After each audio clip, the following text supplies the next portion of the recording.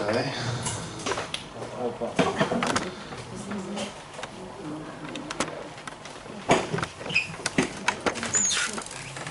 Здравейте.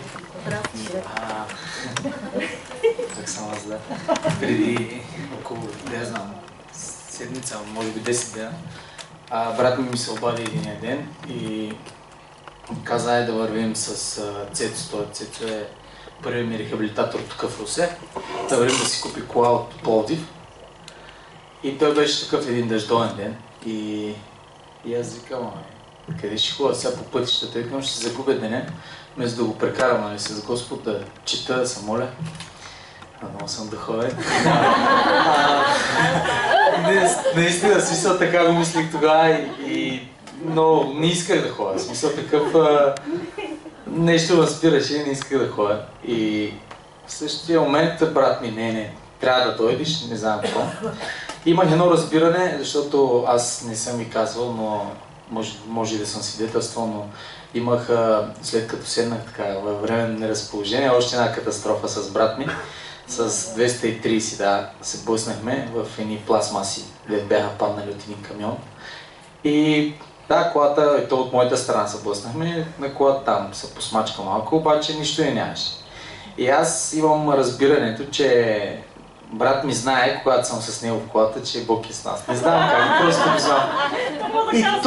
И той голямо настоява. Пък аз няма какво да правя с тях, защото аз като тръгна на път, примерно, или си взема слушалките, или си чита нещо, или на телефона, въобще се намалява. Обаче, не, ще дойдеш. И тръгнахме тримата. И аз викам, добре, аз сега ще мълча, аз ще го правя сега. И мислех си го, нали, викам, пък аз до сега, примерно, не съм се молил пред брата на глас, нали. И викам, аз сега ще се помоля на глас на излизане от града. Викам, като си кажеш да наземаш, ще слушаш. И излизане от града. И аз събирам ръцете и викам, Господи, благодаря ти за възможността да пътуваме. Викам, моля те да благословиш пътуването и брате, ли са на уме, някакво като забележка. Обаче аз няма, продължавам на глас и нали, Бог да ни пази, да пази колата, да пази нас. Ако е волята му да вземем тая другата кола, помоли се аз в името на Исус, амин. И те усмихнали се, седно нищо. И брат ми каза аз очаквах да не ми говори и не отива и да връща. В интерес на истината, обаче след малко той проговори, нали? И няма проблеми. И вземаме колата, взехме колата на връщане. Минаваме през Хеймблаз. Там, които сте минали, знаете какви завои има там на места. И брат ми в интерес на истината, неговата кола е много стабилна и с нови гуми. И кара, хижна, не? Кара бързо и влизаме в завоите бързо, Цецо кара тая кола от един час, не я познава нито нищо, нито гумите знае нищо. И беше валяло, беше мокро. И по едно време, нали, както кара, минаваме в един остър завой, вземем го. А на самия завой долу пропаст, така хубава, голяма пропаст. Качествена, да. И вземаме завоя с брата и аз към купаш, нали, пък Цецо през цялото време на магистралата кара след нас. Колкото я да дигнем, той кара след нас, да пробва колата. И обаче той умника кара след нас и завоите по този начин, а пък нашата кола, нали, как много стабилна. Ти си там? Да, аз съм там. И Бог е там. И караме вземе този завой и по едно време само видях брата така, физиономията му се смени и само като Цецо се умята.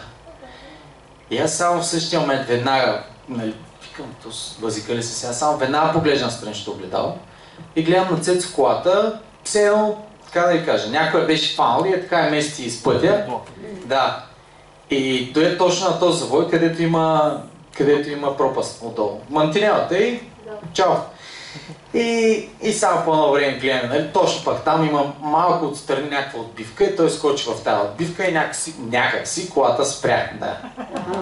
И аз викам на брата, сприкам да го видим този да му се наместят органите, че викам всяко знае къде е адреналина. Нали, аз прославих Бога веднага. Слиза Цецо целия така, някаква треска, само викам, видя ли бе? Ама аз веднага. Викам, видяхте ли за какво се молих на гласа? И викам, слава на Бога, нали, така и така. И той вика, да, как ще да се умятаме, не знам какво. И вечерта ми пише, пък аз на него съм благовествал, той молил се и с молитвата, и четеше, и се молише, обаче, нали знаете, понякога дявол идва с старите неща и отвлича от тия неща, от вярата. Но вечерта той почна да ми пише, и наистина аз благодарих на Бог, и аз му казвам, почвай да четеш и да се молиш. И той каза, от тази вечер почвам обязателно. И така, иска да прославя Бога. Слава на Бога.